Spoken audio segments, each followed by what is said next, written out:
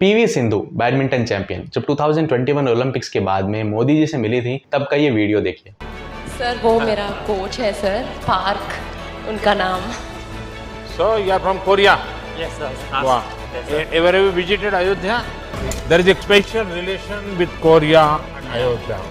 And last time, the first lady, your president's wife, she came to here. Yes, sir. She came to attend that function in Ayodhya. Yeah. She was a special guest.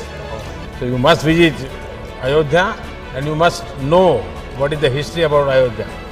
And you will feel proud. Yes, sir. अब क्यों बेचारे south Korean coach को मोदी जी जबरदस्ती अयोध्या भेजना चाहते हैं? राम मंदिर तो अभी बना ही नहीं, हो जाके देखेंगे क्या? दोस्तों, अयोध्या और साउथ कोरिया के बीच में बहुत पुरानी हिस्ट्री है। 2000 साल पुरानी एक कहानी है जिसमें बताया जाता है कि साउथ कोरिया में एक करक नाम का किंगडम हुआ करता था। अब इस करक किंगडम में कोई राजा नहीं था और इसे 9 एल्डर्स मिलकर रूल किया करते थे। अब ये 9 बुजुर्ग लोग काफी बूढ़े हो चले थे, तो उन्होंने भगवान से प्रार्थना की कि भगवान हमें कोई राजा भेज दो। भगवान ने उनकी सुन ली और एक माउंटेन के ऊपर उन्हें एक संदूक मिला जिसके अंदर एक छोटा सा बच्चा उन्हें लावारिस पड़ा मिला। उस बच्चे को उन्होंने अपना लिया और उसे बड़ा करा जिसका नाम हुआ किम सुरो। अभी किम सुरो आगे चलकर करक किंगडम का राजा बन गया। अब इन 9 एल्डर्स ने किम सुरो को बोला कि आप भी शादी कर लो, आप अपनी डायनेस्टी आगे बढ़ाओ। तो किम सुरो ने कहा कि मैं तो ऐसा वैसा आदमी हूं नहीं, मुझे तो भगवान ने भेजा है, तो मेरी लड़की को भी भगवान ही भेजेगा। अब हमारी आपकी तरह उनकी किस्मत इतनी खराब थी नहीं, तो भगवान ने उनकी सुन ली और वहां से कई हजारों किलोमीटर दूर अयोध्या में बैठे राजा को सपना आया कि आपकी बेटी का भविष्य करक किंगडम में है,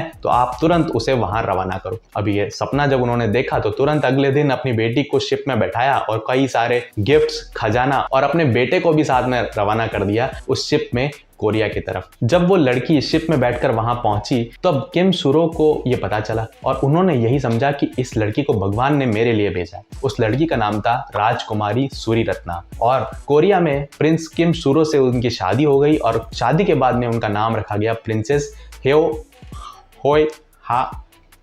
ह्वांग ओक, नाम लिखा हुआ है।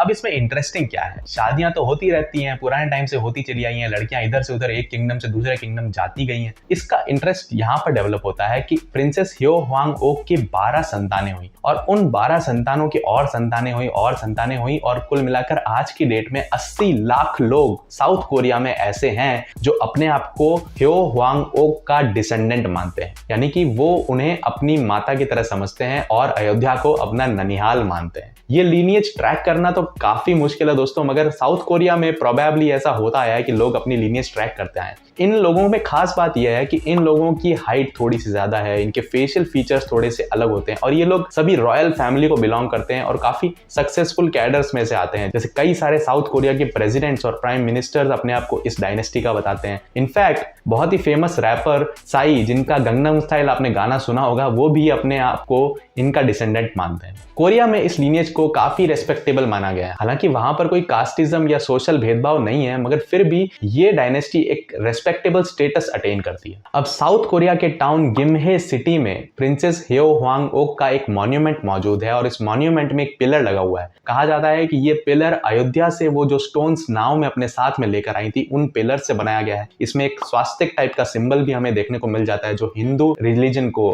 थोड़ा सिंबलाइज करता है। इसके अलावा कई सारी कहानियां, कई सारी फोकलोर्स मौजूद हैं जो ये बताती हैं कि ये रानी वहां से आई थी। लोग प्लेज ऑर्गेनाइज करते हैं जिसमें लड़कियां प्रॉपर इंडियन वेशभूषा और इंडियन ज्वेलरी पहनकर प्रिंसेस ह्यो ह्वांग ओक का रोल प्ले करती हैं, जिससे ये एस्टेब्लिश होता है, ये कहीं ना कहीं वो भी मानते हैं कि प्रिंसेस सूरी रत्ना इंडिया से आई थी। हालांकि कोरिया में इसके बहुत सारे सॉलिड एविडेंसेस मौजूद हैं, मगर इंडियन हिस्ट्री में इसका कोई नामो निशान नहीं है। कहीं कोई ठोस एविडेंस नहीं मिलता कि कोरिया किसी प्रिंसेस को भेजा गया था और ये मिस्ट्री इंडिया में किसी को नहीं पता थी 1997 तक। 1997 में कोरिया के हिस्टोरियंस का एक डेलीगेशन अपनी लीनिएज ढूंढते ढूंढते अयोध्या तक आ पहुंचा और फिर धीरे धीरे डेवलपमेंट्स होते गए और 2001 के अंदर अयोध्या के अंदर प्रिंसेस ह्यो ह्वांग ओक को डेडिकेट करते हुए एक मेमोरियल भी बनाया गया। अब ये मेमोरियल इतना डेवलप तो हुआ नहीं, मगर फिर भी कई सारे साउथ कोरियंस इस मॉन्यूमेंट पर आते हैं प्रिंसेस ह्यो ह्वांग ओक को ट्रिब्यूट पे करने और इसे अपना ननिहाल बताते हैं। अब नवंबर 2018 में साउथ कोरिया की फर्स्ट लेडी यानी साउथ कोरिया की प्रेसिडेंट की वाइफ किम जंग सूक इंडिया आई थी तो उन्होंने ये विश किया कि वो अयोध्या जाना चाहती हैं। अब जब इसके रीजंस इंडियन गवर्नमेंट ने फाइंड आउट किए तो उन्हें ये पूरी बात पता चली, तो वहां के प्रशासन ने यह आश्वासन दिया